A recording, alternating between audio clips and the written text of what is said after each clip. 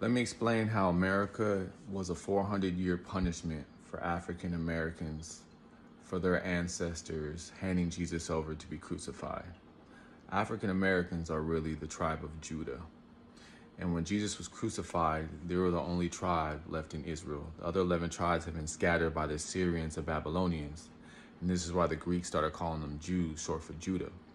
So when Jesus was born, he's born to the tribe of Judah, today known as African Americans. African Americans are the direct blood relatives of Jesus.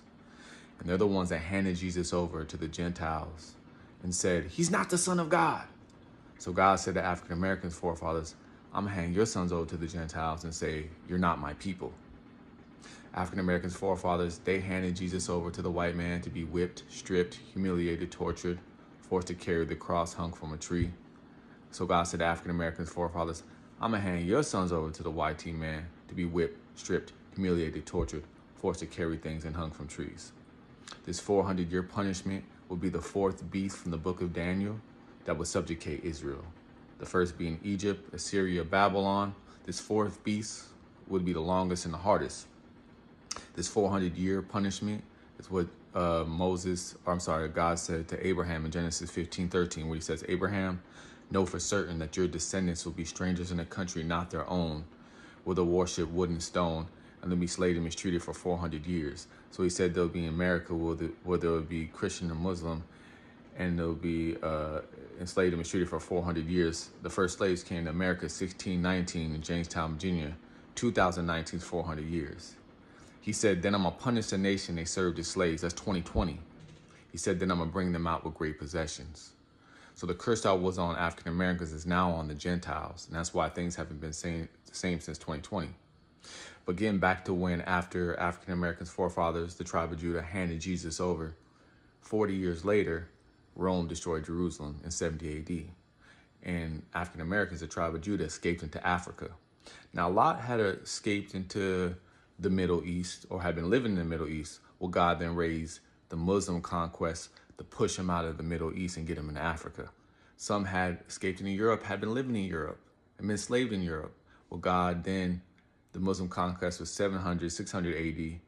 Well, then the Catholic was 1200 AD. So about 600 years later, God used the Catholic Church to push African Americans, tribe of Judah, out of Europe and Spain and get them into Africa.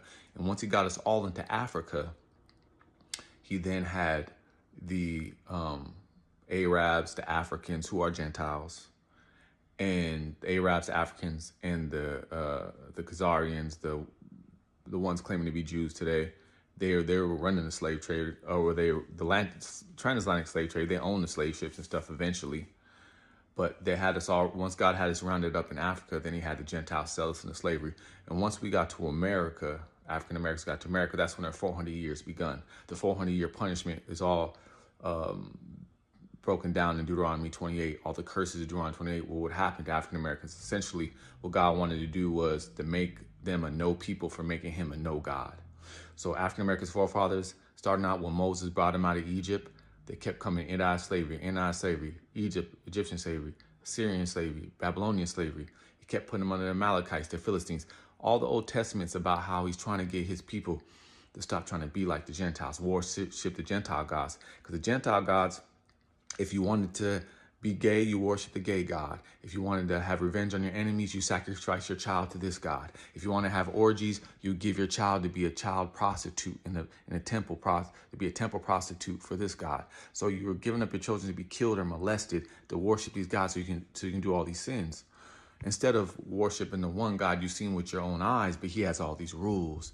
And every time you break the rules, you sin, you have to give a sin offering. You have to give one of your bulls, some of your money every time you sin. You're sinning all the time. Then they have festivals every year where you go then give more of your herds to God. So you have this God with all these rules you had to give money to all the time. But then you have these other gods who you can sin. All you have to do is do evil.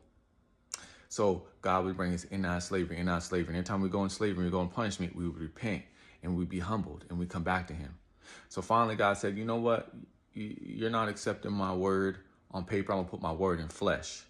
And then we handed him over. So that was the last straw for God. So God would create America to do all that we did to him with all that to us. So we made him a no God. He made us a no people. We didn't know we was Judah. We didn't know the book was about us the whole time. Just like we replaced him with the fake gods. He replaced us with a fake people. We weren't Africans. Everything that we built, no matter how fast we run, because we still have the blessings. Judah still has the blessings that Abraham gave to Isaac, Isaac to Jacob, Jacob to Judah. That's why African Americans have all these abilities nobody has. They run the fastest, they jump the highest. They made all the music genres. Everything they touch turns to gold. When you're in their presence, it kind of pushed you back. If you notice, when you're in the presence of Africans, you're kind of like not on guard. But when you get in the presence of African Americans, something about them just push you. It's this blessing that they're fighting for in the book of Genesis. So God says you're still going to have those, because God doesn't take your blessings away, but he'll turn them into curses. God's not what they would call an Indian giver, which we shouldn't even say that, but he'll turn them into curses. So yes, you're still going to run the fastest, jump the highest, all those things, but you're going to be in the ghettos, you're going to be in the prisons, you're going to get the worst of everything. So just like we gave everything that was God's to the Gentiles, he was now going to give everything that was ours to the Gentiles. So yeah, you're still going to do those things, but everything you create is going to be stripped from you and given to the Gentiles. Everything that cities you establish, no matter what you do, is going to be stripped from you and given to the Gentiles. So God said to Israel, to Judah, now you're going to know how I feel. Just like you handed my son over, you sold my son into slavery, which 30 pieces of silver is the price of a slave. That's what we sold Jesus over. Everything you did to my son is going to be done to your sons. You're going to see how I feel.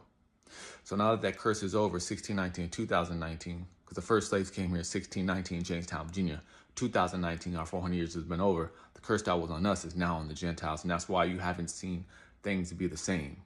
It looks like they might come back, but they're not coming back.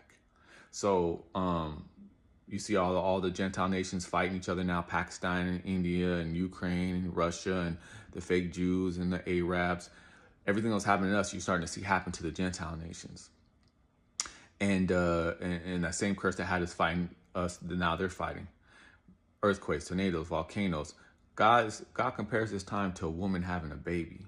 So it comes in contractions to prepare, to prepare the woman for the pain, to prepare the world for the great tribulation. And what's going to happen is everything's going to be stripped from the Gentiles now and given back to us. The other 11 tribes, who are the ones that built the pyramids, learned that from when they're in Egypt. Used to sacrifice their children, like the Aztecs and stuff, used to sacrifice their children to false gods. Those are the tribes of Israel. That's what they learned to build. They say, oh, the aliens did it. How they all build pyramids? That's because they're the tribes of Israel. They've been scattered. Well, they're going to wake up to who they are. They're going to migrate to Judah, the tribe of Judah, African Americans. And we're going to lead them back to Jerusalem while the Gentile world comes to an end. There is no rapture. That's a Catholic lie. If the Gentiles want to be saved from the great tribulation, they must follow us back to Jerusalem. And if they won't accept African Americans as the tribe of Judah, then they're not going to accept their direct blood cousin when he comes out those clouds. So when Jesus comes out those clouds as an African American, if you wouldn't accept us as his people, you're not going to accept an African American as your Messiah. So this is a test for the Gentiles. The test for the Gentiles in this new world is, would you rather be on top, on hell on earth where you are now, or be at the bottom on heaven on earth to come? That's the test for you. And most are not going to accept it. They're going to gather an army and come after us. We march back to Jerusalem. Jesus can go down and fight these armies himself. When we get to Israel, the entire world's going to be on fire. The only thing that's going to be untouched is Israel. So the Gentiles that will not accept this, them and their bloodlines, will be wiped out.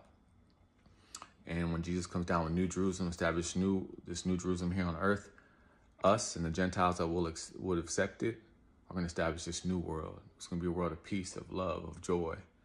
And you should want that, no matter who's on top.